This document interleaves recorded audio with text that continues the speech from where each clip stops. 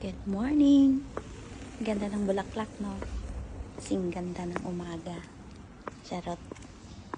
Kabababa ko lang ng bus galing sa Valwick.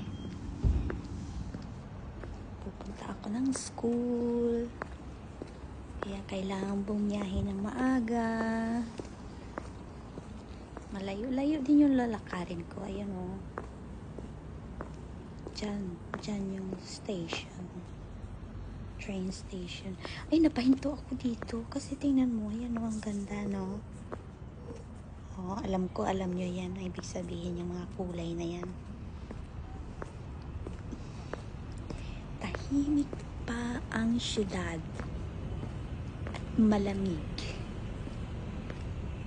Kasi nga, maaga pa. Yan, park yan dyan. Pwede kayo dyan.